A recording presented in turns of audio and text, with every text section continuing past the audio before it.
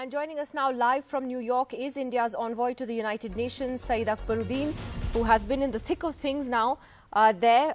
Mr. Akbaruddin, thank you for joining us this evening. Can you take us through what exactly, you have heard about what happened in this informal meeting and, which countries said what, as much as you can tell us publicly? Nidhi, first of all, thank you very much for giving me the opportunity to talk to your large audience through your show. First we need to understand these are consultations. Consultations are not formal meetings, but they give you a sense of what people think. And that's why they're informal. People are much more forthright than they would be in more formal meetings. Consultations are only a mechanism to gauge what people are thinking. This is the third attempt made in such consultations, or the second consultation, but the third attempt at consultations, where it is pretty clear that there is a global consensus now that the issue which has not figured on the agenda of a formal meeting for 50 plus years does not require to figure there again. That consensus is broad. It covers every region of the world. It covers representatives of Asia, Africa, Latin America, Europe, East and West. So is it true that it was basically China that stood out, isolated in a sense, is what some diplomats were telling us, particularly with the other permanent 5 members also backing India's position? Yes, that is not a secret. We can all share it with you that there was one permanent member which used its presence permanently in the council to push for a discussion on this item. All the other permanent members thought very differently. And as a wise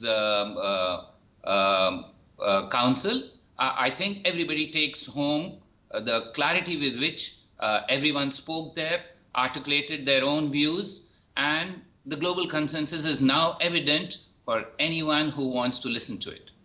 Why do you think, though, Mr. Akbaruddin, that China has persisted with this, even though it was very clear back in August also when this meeting first happened that they didn't have support on this issue, as far as this being a matter between India and Pakistan is concerned? Why has China persisted with this, in your view? I can't speak for them, but let me put it in another way. The composition of the Security Council, which is a 15-member body, changes every year. Last year, there were 5 members who were different from this year. Perhaps the belief or the thinking was that given the changed composition, maybe results would be perhaps different. Because from January 1st this year, out of the 15 members who were present last year, 5 changed and 5 new members came in. But the result being what it is, I think it's clear that it's not only a consensus among 15 members, but this is a broadly shared view among very many more other members at the UN and the global community in general, that given the complexity of these issues, it is important for 2 big countries who should show responsibility and address, if there are issues, address them directly. And that is what behoves such countries. Right. You did mention that this was an informal closed-door consultation, not even a formal meeting. But, many would argue that this issue has not reached the United Nations actually for decades. And even though it is informal and it's closed-door and these are consultations, that it's not good that it even reached to this point. What would you say about that? Because it's been decades since Kashmir last came up at the UN in any form. No, that's not true. I think you should acknowledge that there is a United Nations peacekeeping operation called UNMOGIP, which is debated regularly at the UN. It deals with a mission which is supposed to monitor the line of control, or actually the border between India and Pakistan and Jammu and Kashmir. Our view is very clear that this perhaps has outlived its existence. We are not pushing this further, but I think to those who say that this issue doesn't come up, my answer is it comes up every year. It comes up every year.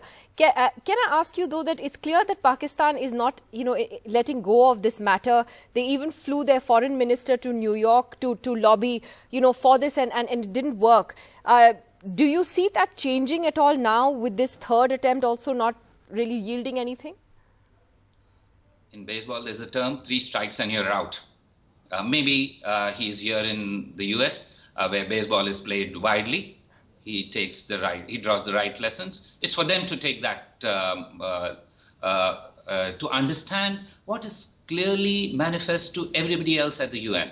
It's their call. Perhaps they have other requirements, which is not making them go down the path, which inevitably they will have to go down. It's very clear that the world consider this an issue to be addressed by India and Pakistan if Pakistan feels that it is time to address that. You are aware that for such things, diplomacy requires clear channels. I don't think Pakistan has done itself any help by trying to disrupt those bilateral channels which existed between India and Pakistan. So perhaps the first step for them is to move in that path and show serious intent at diplomacy. Diplomacy is not about crying wolf. It is about taking tough steps, but realistic steps. Also small steps perhaps. And that small step needs to be where we were on August 5th. On August 5th, both of us had our high commissioners in place, or both had accepted high commissioners. What Pakistan did was try to disrupt normal diplomatic channels. You can't expect the world to take you seriously when diplomatically and go around the world when you try and disrupt basic diplomatic channels. So that's where the indication is. Start looking at diplomatic steps that normal diplomats use. You have to behave like a normal state, a regular state, and work in a diplomatic manner.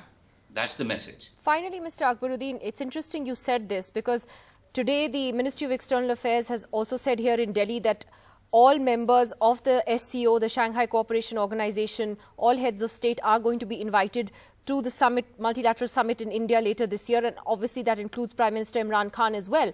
Do you think that that could be, if he does come, be an opportunity, for India and Pakistan to perhaps look at resuming diplomatic ties and a relationship? Or does it, at the end of the day, in your view, is the ball squarely in Pakistan's court on the issue of terrorism, and that red line still remains very much there? Nidhi, let's not conflate several issues. We are a responsible state. We are a state which abides by our commitments. So if we host a summit, we invite all members who are required to participate in that summit. That's what normal states do. It is now for others to also behave normally, to try and engage. Engagement is the first step towards understanding each other and going down that path. So the ball is in their court, and even if we go down that those steps, let us not forget that terrorism, use of terrorism as state policy cannot be countenanced. No normal state does that.